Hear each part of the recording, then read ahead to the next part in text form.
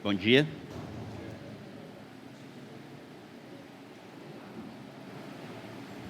Estão escutando?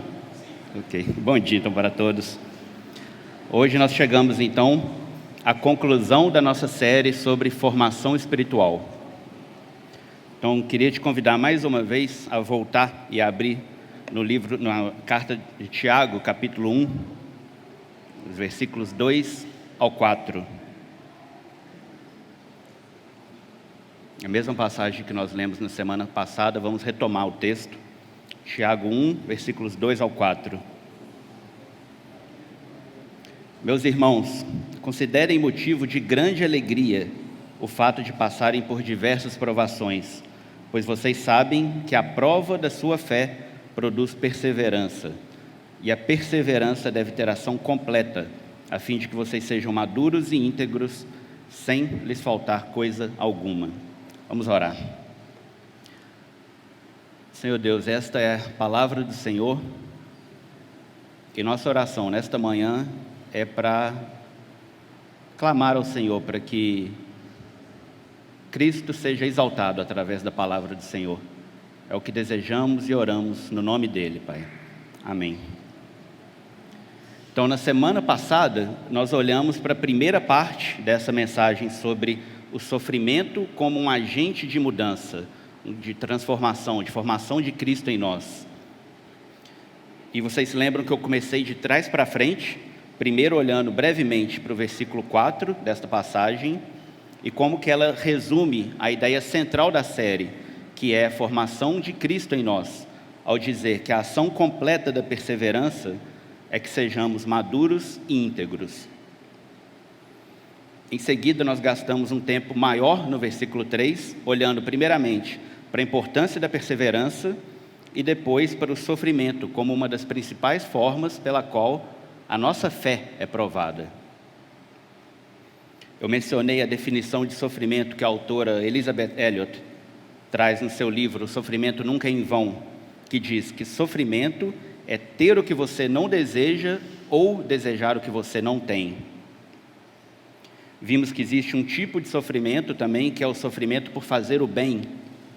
E a passagem difícil que o apóstolo Pedro diz que é melhor sofrer por fazer o bem, se for da vontade de Deus, do que por fazer o mal. Nós vimos também 3 propósitos do sofrimento como um agente de transformação. O primeiro, o sofrimento ganha nossa atenção. Segundo, o sofrimento revela o nosso coração, geralmente a idolatria do nosso coração. E o terceiro, o sofrimento nos encaminha para a perfeição. E finalizamos lembrando que Jesus é o sumo sacerdote que conhece e se compadece dos nossos sofrimentos e nos chama a ter ânimo em meio às aflições pelo fato de ele ter vencido o mundo. E eu disse que hoje nós olharíamos para a ideia do versículo 2 de Tiago 1, para essa exortação que, na primeira olhada, parece um pouco fora da realidade, né? Versículo 2 de Tiago 1. Meus irmãos, considerem motivo de grande alegria o fato de passarem por diversas provações. Então, primeiramente, vamos entender o que esse versículo não está dizendo. Ele não está dizendo que nós devemos adotar uma atitude positiva da mente, pensar só em coisas boas e alegres e declarar em nome de Jesus que o sofrimento não existe e que tudo vai ficar bem. Não é o que ele está falando aqui. Ele diz, meus irmãos, considerem motivo de grande alegria o fato de passarem por diversas provações. Tem uma versão em inglês, que é a ESV, que é uma das mais usadas, e ela é até mais direta, pois ela diz, quando vocês passarem por vários tipos de provações, não se vocês passarem, mas quando vocês passarem. E o versículo 3 diz, pois vocês sabem que a prova da sua fé produz perseverança. Como eu disse na semana passada, a palavra pois significa que vai ser explicado o motivo do que foi dito logo antes. Então a gente poderia reestruturar as frases dessa forma. Tiago, por que considerarmos motivo de grande alegria o fato de passarmos por diversas provações? E ele vai responder, pois vocês sabem que a prova da sua fé produz perseverança. Ok, nós vimos na semana passada que a perseverança é essencial para a salvação. Então nós entendemos o motivo por que perseverar é fundamental. Mas considerar motivo de grande alegria o fato de passarmos por diversas provações parece um salto muito grande que ele está dando aqui. Parece que nós precisamos mais do que uma resposta de que a prova da nossa fé produz perseverança. Isso tem que estar atrelado a algum conhecimento maior, pelo menos do que significa a salvação. Então, o nosso propósito para hoje é reconhecermos que este chamado para nos alegrarmos em meio ao sofrimento está presente na Bíblia, e não apenas uma única vez, mas várias vezes, e então tentarmos identificar o que torna essa alegria possível, mesmo em meio ao sofrimento. Então, abram suas Bíblias no livro de Salmos, capítulo 73.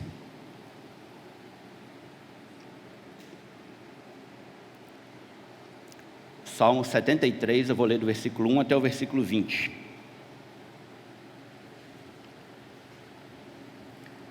Certamente Deus é bom para Israel, para os puros de coração.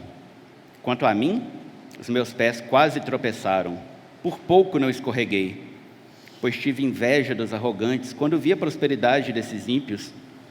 Eles não passam por sofrimento e têm o corpo saudável e forte, estão livres dos fardos de todos, não são atingidos por doenças como os outros homens. Por isso o orgulho lhes serve de colar e eles se vestem de violência. Do seu íntimo brota a maldade, da sua mente transbordam maquinações. Eles zombam e falam com más intenções, em sua arrogância ameaçam com opressão. Com a boca arrogam a si os céus, e com a língua se apossam da terra. Por isso o seu povo se volta para eles e bebe as suas palavras até saciar-se. Eles dizem: como saberá Deus? Terá conhecimento o Altíssimo? Assim são os ímpios, sempre despreocupados, aumentam suas riquezas. Certamente foi-me inútil manter puro o coração e lavar as mãos na inocência, pois o dia inteiro sou afligido e todas as manhãs sou castigado. Se eu tivesse dito: falarei como eles, teria traído os teus filhos. Quando tentei entender tudo isso, achei muito difícil para mim. Até que entrei no santuário de Deus, e então compreendi o destino dos ímpios. Certamente os pões em terreno escorregadio e os fazes cair na ruína. Como são destruídos de repente, completamente tomados de pavor. São como um sonho que se vai quando acordamos. Quando te levantares, Senhor, tu os farás desaparecer.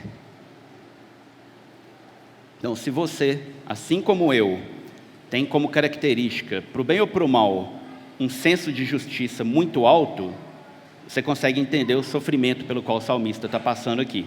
Pois nos versículos 13 e 14 ele diz: certamente foi-me inútil manter puro o coração e lavar as mãos na inocência, pois o dia inteiro sou afligido e todas as manhãs sou castigado.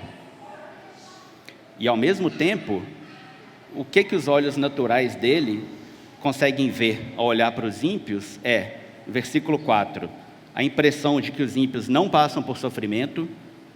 Versículo 5, não carregam os fardos dos outros, que é o motivo pelo qual muitas vezes nós sofremos. Ainda no versículo 5, não são atingidos por doenças. Versículo 6, se vestem de violência, causando sofrimento a outros. Versículo 7, maldade e maquinações saindo do íntimo deles. Versículo 8, zombam, difamam, oprimem. Versículo 10, atraem seguidores que querem o que eles têm.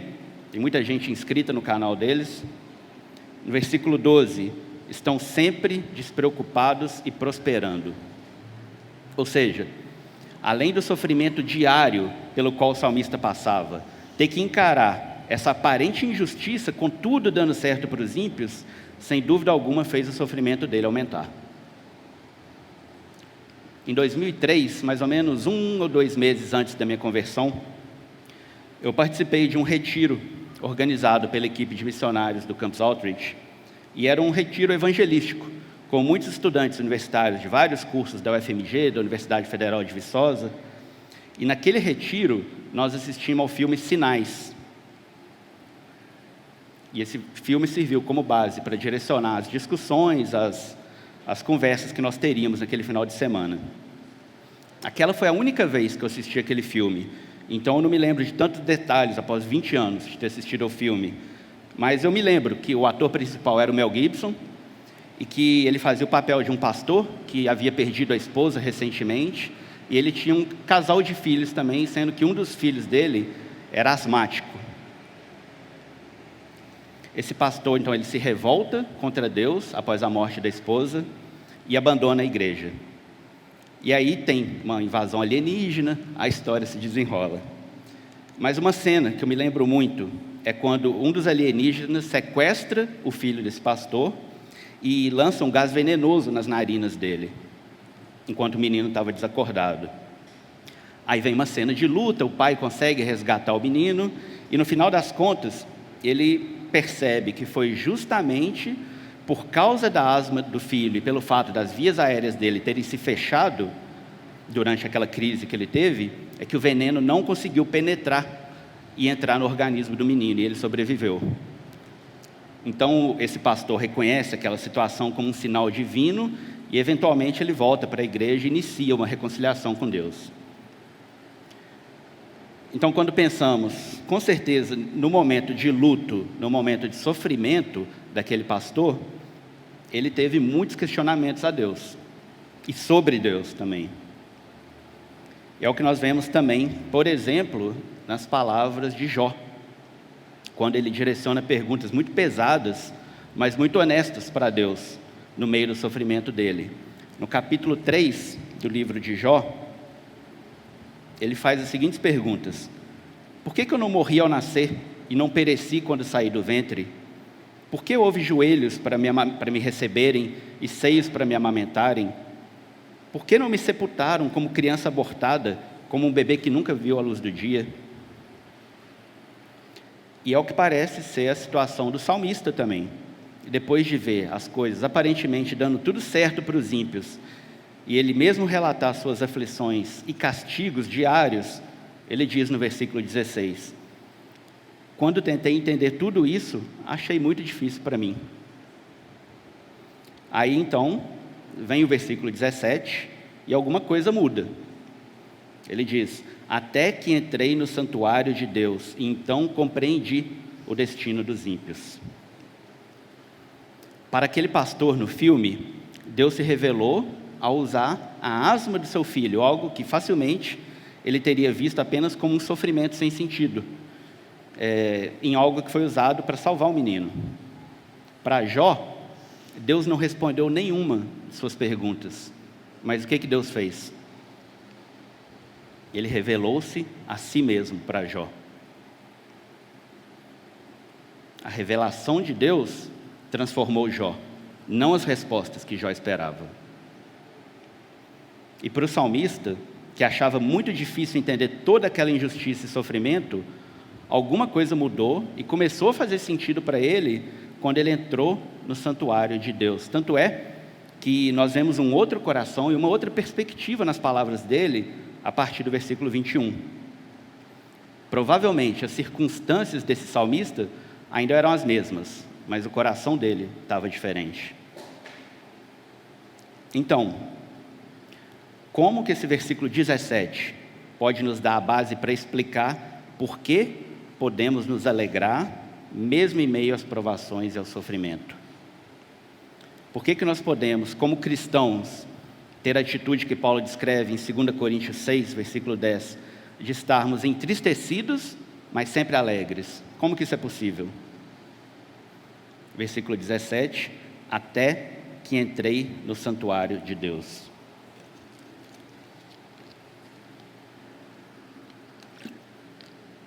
Então eu acho que nós precisamos olhar para o que é e o que tem no santuário de Deus. Muitos anos antes de Jesus nascer, quando o povo de Israel ainda estava no deserto, depois de ter saído do Egito, Deus deu uma ordem direta para Moisés, que era quem liderava o povo.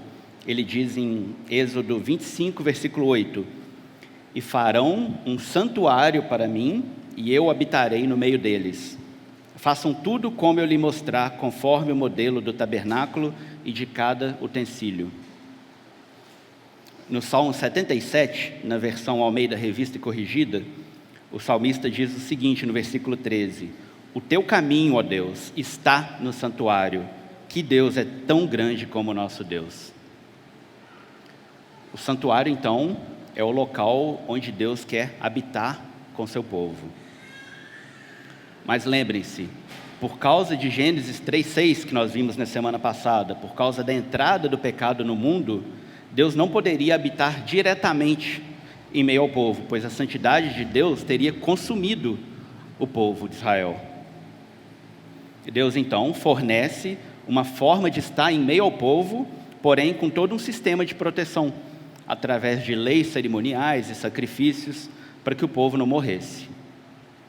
Voltando ao Salmo 77, o caminho de Deus está no santuário. E no Evangelho no Evangelho de João, nós ouvimos Jesus dizer, João 14, versículo 6, eu sou o caminho, a verdade e a vida. Ninguém vem ao Pai a não ser por mim. Nos capítulos 8 e 9 do livro de Hebreus, nós vemos que o santuário era uma cópia e sombra do que está nos céus. Então nós começamos a ver como todas as coisas do santuário revelam a obra da salvação de Deus através de Cristo. O caminho de Deus, que é Cristo, está no santuário. Como então nós podemos ver Cristo no santuário? Então havia 3 partes, ou 3 níveis, que eram o pátio, o lugar santo e o lugar santíssimo, ou santo dos santos. E cada parte possuía alguns utensílios e alguns objetos. Cada parte tem uma simbologia e cada objeto era uma sombra terrena da realidade celestial. Nós não temos tempo para passar por cada um desses detalhes, mas eu quero destacar pelo menos alguns deles. Lembre-se que naquela época, o povo de Israel estava no deserto, e o Senhor os orientava a se estabelecerem em algum lugar por algum tempo, ou a seguirem viagem. Toda vez que eles se estabeleciam em algum lugar durante algum tempo, eles tinham que montar essa tenda móvel, que era chamada tabernáculo. E cada uma das 12 tribos de Israel tinha um lugar definido ao redor da tenda. 3 tribos ficavam ao norte, 3 ao sul, 3 a leste e 3 a oeste. O pátio, também chamado de átrio, era a parte externa do templo. Havia apenas uma única entrada para esse pátio. E a porta ficava voltada para o lado leste, para onde o sol nasce. E aqui nós conseguimos começar a ver Jesus, que é o caminho de Deus, presente no santuário. Em Gênesis 49, quando Jacó estava abençoando os seus filhos, ele profere as palavras proféticas de que a criança messiânica, que é aquela que viria para derrotar o pecado, e a serpente que enganou Adão e Eva, viria da tribo de Judá. E Judá era justamente a primeira tribo colocada de frente para a porta do pátio, do lado leste. O livro de Malaquias, no Antigo Testamento, aponta para Cristo, chamando ele de Sol da Justiça, aquele que nasce e vem do lado oeste, do lado leste, onde estava a tribo de Judá. E no Evangelho de João nós vemos Jesus dizendo, João 10, versículo 9, eu sou a porta, quem entra por mim será salvo. E novamente João 14, 6, eu sou o caminho, a verdade e a vida, ninguém vem ao Pai a não ser por mim. Então Jesus é o único caminho para entrar no santuário. Tendo entrado então pela porta do santuário, do pátio, nós encontramos 2 objetos, o altar dos holocaustos e a bacia de bronze. O altar dos holocaustos era onde os sacrifícios eram feitos. Os sacrifícios eram feitos para que a culpa do pecador fosse simbolicamente transferida para o animal sendo sacrificado. Nós lemos lá em Hebreus 9, versículo 22, que sem derramamento de sangue não há perdão. E aqui nós vemos como Jesus passou pelo altar do holocausto, indo para a cruz e sendo sacrificado pelos nossos pecados. E a bacia de bronze era onde os sacerdotes faziam a purificação para poderem ministrar ao Senhor. Se eles entrassem na tenda do encontro sem se lavarem, eles morreriam. E aqui, mais uma vez, nós conseguimos ver Jesus que depois de morrer por nossos pecados, Ele nos lava para que nós possamos estar na presença de Deus, uma vez que o nosso pecado foi lavado. Então, no pátio, Jesus toma o nosso lugar ao ser sacrificado e Ele nos purifica de todo pecado. Nós poderíamos associar essa ideia do pátio ao que nós chamamos de justificação. Jesus nos declara justos diante de Deus, não por mérito ou por obra nossa, mas por causa do que Ele fez por nós, morrendo em nosso lugar e nos dando perdão por meio de seu sangue. A próxima parte, então, é o lugar santo. Era a primeira parte do templo e somente os sacerdotes poderiam entrar lá. No lugar santo havia a mesa para os pães da presença, o candelabro de ouro e o altar do incenso. A mesa era usada para colocar os pães da presença. O que era isso? Eram 12 pães que eram colocados todo sábado para que os sacerdotes pudessem comer. Era uma oferta a Deus. E em João 6, Jesus declara, no versículo 35, eu sou o pão da vida. Aquele que vem a mim nunca terá fome, aquele que crê em mim nunca terá sede. No versículo 51, eu sou o pão vivo que desceu do céu. Se alguém comer deste pão, viverá para sempre. Este pão é a minha carne que eu darei pela vida do mundo. Cada vez que nós celebramos a ceia do Senhor, o Rafael tem nos lembrado de que mesa é um lugar de intimidade, um lugar de comunhão. Jesus nos lembra que nem só de pão viverá o homem, mas de toda palavra que procede da boca de Deus. Jesus é, ao mesmo tempo, o pão vivo que desceu do céu e a palavra de Deus, o verbo que se fez carne. Na antiga aliança, apenas os sacerdotes poderiam entrar no lugar santo e comer aquele pão.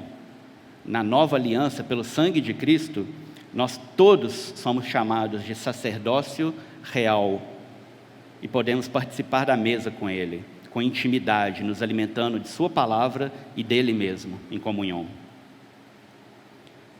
Um outro objeto encontrado no lugar santo era o candelabro de ouro. Esse candelabro possuía 7 lâmpadas que deveriam estar sempre acesas e era função do sacerdote manter essas lâmpadas sempre acesas. Para isso ele utilizava azeite puro de olivas. E o azeite de oliva nas Escrituras é um símbolo, uma simbologia do Espírito Santo.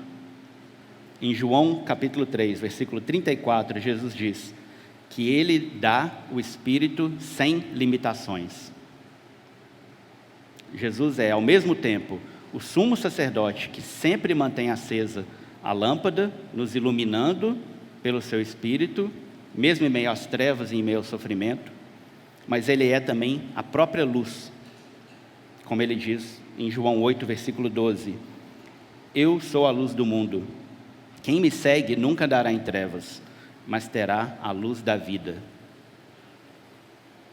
E um terceiro objeto que nós encontramos no lugar santo é o altar do incenso. Ficava de frente para o véu que separava o lugar santo do lugar santíssimo e era onde o incenso era queimado continuamente a Deus, segundo a ordem dele mesmo. E o incenso iria então do lugar santo para dentro do Santo dos Santos, que era onde estava a presença de Deus. No livro de Apocalipse, tanto no capítulo 5 como no capítulo 8, nós vemos que o incenso simboliza as orações dos santos, daqueles que confiam e entregaram sua vida a Deus. Então nós podemos ter certeza de que as nossas orações chegam a Deus, pois lemos em Romanos 8, versículo 26, da mesma forma o Espírito nos ajuda em nossa fraqueza, pois não sabemos como orar, mas o próprio Espírito intercede por nós com gemidos inexprimíveis. E aquele que sonda os corações conhece a intenção do Espírito, porque o Espírito intercede pelos santos de acordo com a vontade de Deus.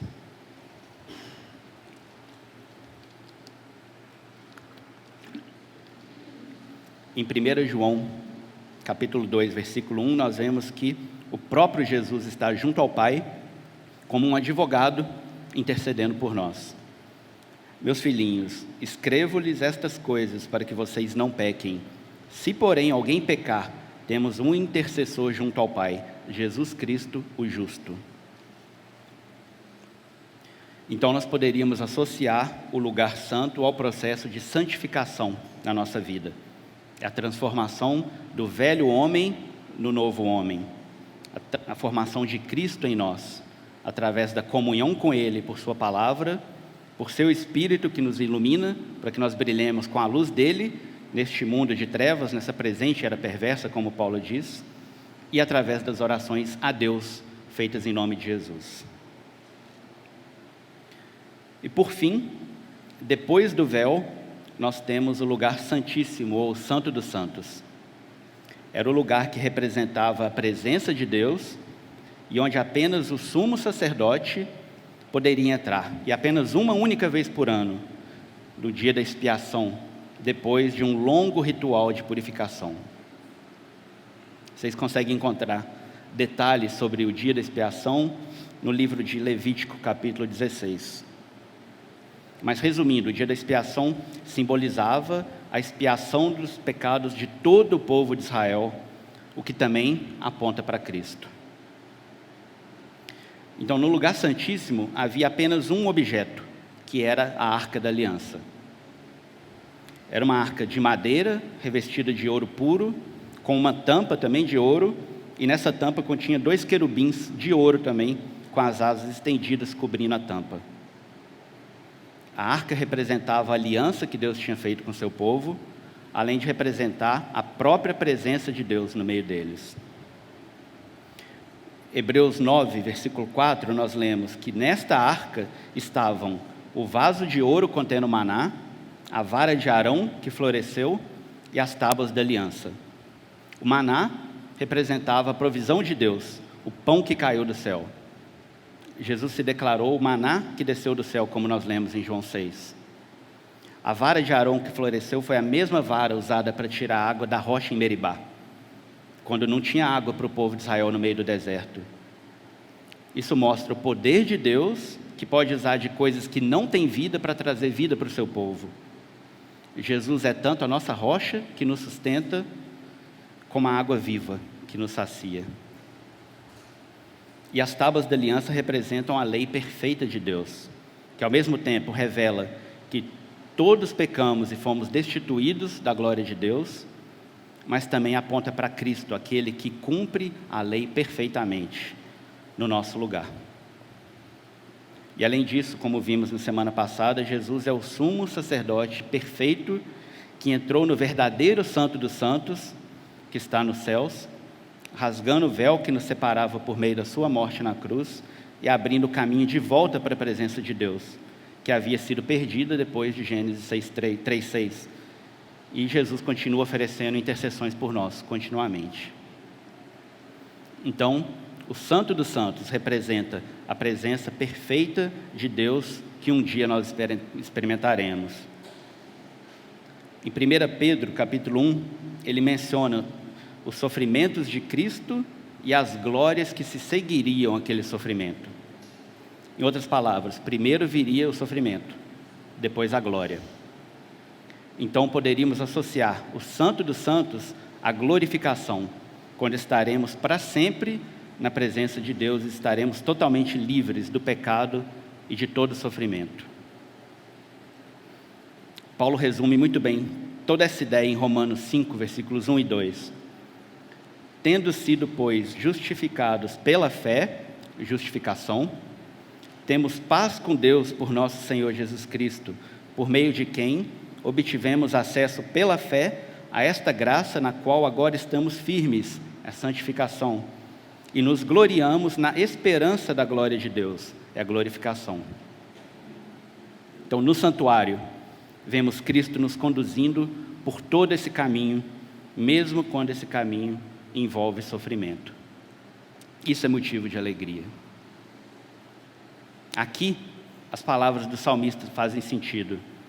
Versículo 16: quando tentei entender tudo isso, achei muito difícil para mim, até que entrei no santuário de Deus, e então compreendi o destino dos ímpios. Por que podemos experimentar alegria, mesmo em meio ao sofrimento? Por causa da obra de Cristo, o nosso destino não será como o destino dos ímpios. Por causa da obra de Cristo, podemos experimentar a presença de Deus, independentemente das nossas circunstâncias. As nossas circunstâncias podem mudar, mas o autor de Hebreus diz que Jesus Cristo é o mesmo ontem, hoje e para sempre. Ele diz também que ao entrar no Santo dos Santos, Jesus obteve de uma vez por todas eterna redenção. E por causa da obra de Cristo, temos prova de que nós somos amados e aceitos por Deus, mesmo quando nós não acreditamos nessa verdade. Ainda em Hebreus nós lemos que aquele que fez essas promessas é fiel. E no capítulo 43 do livro de Isaías, nós lemos as palavras do Senhor para o seu povo: não tema, pois eu o resgatei, eu o chamei pelo nome, você é meu. No final do primeiro episódio do seriado The Chosen, tem uma cena muito forte que mostra a interação de Jesus com Maria Madalena, de quem haviam saído 7 demônios, segundo o relato que nós lemos em Lucas 8, versículo 2. Na cena, Jesus a cura simplesmente pondo em prática essas palavras de Isaías. Ele a chama pelo nome e declara posse sobre a vida dela. Aquilo a libertou e a transformou profundamente. Depois que Jesus morreu e foi sepultado, Maria foi com outras mulheres ao sepulcro para poder ungir o corpo de Jesus. E quando viu que o corpo não estava onde havia sido colocado, ela ficou à entrada do sepulcro chorando. Então, novamente, ela escutou alguém chamando ela pelo nome, e ela reconheceu quem era. Vocês se lembram de semana passada, João 10, versículo 27? As minhas ovelhas ouvem a minha voz, eu as conheço e elas me seguem. E essa foi a experiência também do apóstolo Paulo. Na estrada para Damasco, quando de repente uma luz vinda do céu brilhou ao seu redor, ele caiu por terra. Ele não conseguiu ver, mas ele ouviu a voz do Senhor, que declarou posse sobre a vida dele também. Mais à frente, ele disse o seguinte, Jesus conversando com Ananias, que foi quem orou para que Paulo voltasse a ver, Jesus diz em Atos 9, versículos 15 e 16, este homem, falando de Paulo, é meu instrumento escolhido para levar o meu nome perante os gentios e seus reis, e perante o povo de Israel. Mostrarei a ele o quanto deve sofrer pelo meu nome. Paulo poderia ter ficado revoltado com isso, mas qual foi a atitude dele? Ele diz aos Filipenses 1:29, que nos foi dado o privilégio de não apenas crer em Cristo, mas também de sofrer por Ele. Ele considerou aqueles sofrimentos um privilégio. E além do que ele diz aos Coríntios, como nós vimos na semana passada, que ele iria se regozijar ainda mais alegremente nas fraquezas, nos insultos, nas perseguições, pelo fato de o poder de Cristo repousar sobre ele e sobre a sua fraqueza, ele escreve algo semelhante também aos Romanos. Ele diz: também nos gloriamos nas tribulações, porque sabemos que a tribulação produz perseverança, a perseverança um caráter aprovado, e o caráter aprovado esperança. E a esperança não nos decepciona, porque Deus derramou seu amor em nossos corações por meio do Espírito Santo que Ele nos concedeu. Na abertura do culto na semana passada, o Caio compartilhou conosco a doxologia, que foi a oração de adoração de Paulo no final de Romanos 11. O Caio disse muito bem que aquela foi a resposta natural de Paulo depois de discorrer nos 11 primeiros capítulos sobre o plano de salvação de Deus em Cristo. A adoração foi a resposta apropriada de Paulo, ele só não conseguiu se conter e adorou daquela forma. Por que então, repetidamente, Paulo consegue dizer coisas como essas, de se alegrar nas tribulações e adorar daquela forma como ele fez em Romanos 11? Paulo encontrou o Senhor ressurreto e Paulo ouviu a voz do Senhor o chamando. Voltando então ao Salmo 73, depois de ter entrado no santuário de Deus, o salmista foi então capaz de declarar, a partir do versículo 25: a quem tenho no céu senão a ti, e na terra nada mais desejo além de estar junto a ti. O meu corpo e o meu coração poderão fraquejar, mas Deus é a força do meu coração e a minha herança para sempre. Por que podemos considerar motivo de grande alegria o fato de passarmos por diversas provações? O problema do mundo não é o sofrimento, é o pecado. Mas o pecado já foi derrotado. Se você pertence a Cristo, você pode se alegrar, pois o nosso destino não será o destino dos ímpios. Cristo já pagou o preço do pecado que nós nunca poderíamos pagar. Cristo ressuscitou, Cristo nos purificou, Cristo é o pão da vida e a água viva que nos sacia para a eternidade. Cristo nos dá o seu Espírito. As nossas orações, inclusive as que nós fazemos durante o mais profundo sofrimento, são ouvidas e não são rejeitadas. Cristo intercede continuamente por nós junto ao Pai. Nossos sofrimentos são leves e momentâneos, e estão produzindo para nós uma glória eterna e que pesa mais do que todos eles. E Deus é a nossa herança para sempre, pois Cristo prometeu que iria nos preparar lugar na casa do Pai e que viria para nos buscar. Nós temos motivo para nos alegrarmos. Agora, se você não é um cristão, nada disso faz sentido para você, mas você já começou uma caminhada e quer investigar mais sobre esse Jesus de quem nós estamos falando, ótimo, você está no lugar certo. Continue olhando para Ele, e a minha oração é que Ele chame você pelo nome e transforme a sua vida também. Como eu disse sobre as palavras de 1 Pedro, capítulo 1, primeiro viria o sofrimento, depois a glória. Cristo em nós é a esperança da glória. Vamos orar.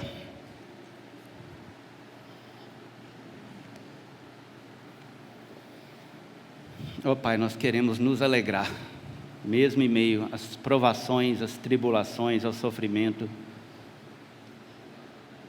pois o Senhor em nós é a esperança da glória, Pai. Cristo em nós é a esperança da glória, essa glória que há de ser revelada quando Cristo for revelado na sua vinda.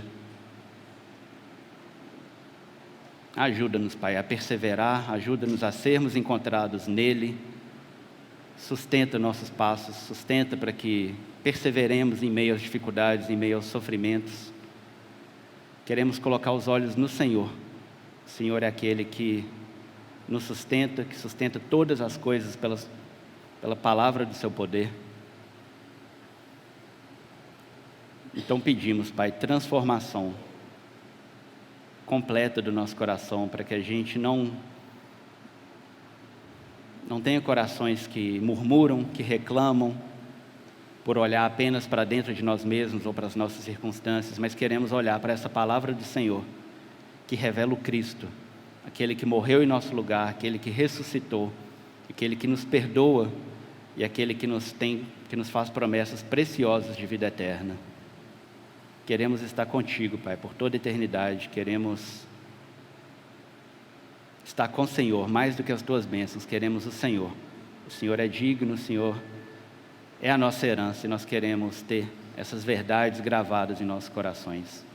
Então, que a igreja do Senhor seja fortalecida por essa verdade e que tudo aquilo que não está de acordo com a boa, agradável e perfeita vontade do Senhor possa ser substituído, possa ser trocado, para que apenas aquilo que é duradouro e verdadeiro se estabeleça, Pai, nos nossos corações. Confiamos, Pai, ao Senhor, a Tua igreja. Ela é Tua, o Senhor a comprou por alto preço, o Senhor declarou posse sobre a sua igreja e nos transformou. Então queremos, em humildade, independência, adorar o Senhor e reconhecer que o Senhor é nosso Deus e não temos outro além do Senhor. Essa oração, Pai, que nós fazemos no nome de Jesus. Amém.